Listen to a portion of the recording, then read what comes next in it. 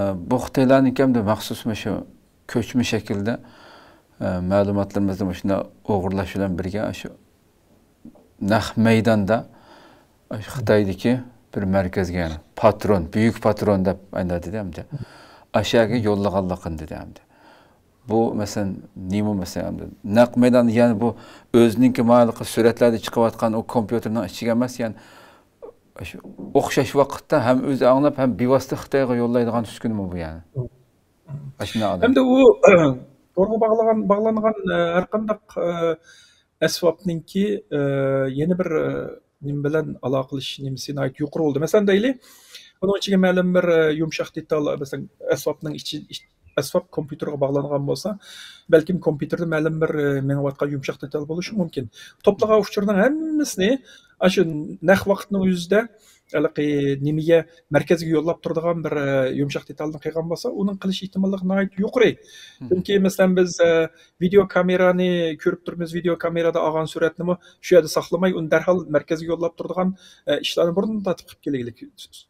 Olgan kameradan tatgan suratni markaziy nimaga yo'llab, rasmni analiz qilib, necha minutning ichida shu voqea yuz bergan saqchi nim qila oladigan shu darajada ilg'or texnikaga ega bo'lganligini so'zlayapmiz. Bu yerda demak biz davomli uchur to'plansa bir yerda saqlandi degan narsani aytganligimizga kirgizib olganimiz uchun bu yerda qanday qilib Xitoyga ketyapti bu degan narsaga biroz dilg'ul bo'lyapmiz. Bu amaliyotda undaq emas. Uchur davomli saqlanishning saqlanishning hojati yo'q.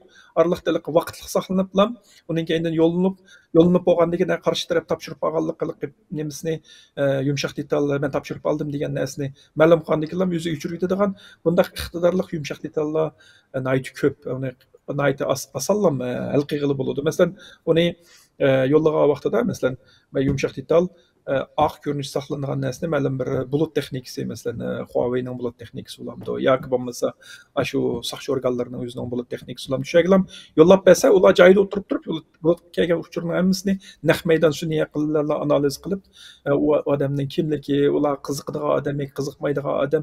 Agar qiziqmaydigan odam bo'lsa, u odamning telefon nomeridagi chiqayotgan uchurni qo'llashning hojati yo'q. Bir necha minutning ichida analiz qilib, bu odam bizga qiziqadigan odam yoki qiziqmaydigan odam desa, uni ISMI'ni nimaga qart tizimga kirgizib bersa, u qayta men san ulanmoqchidim deb bermasmi, uning o'linish ruxsatini bermaydi, yangi bir telefon nomerini izlaydigan gap.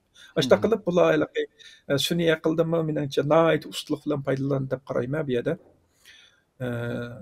Unda bo'lganligi uchun u texnikalik jihatdan nihoyat oson qilib bo'ldi.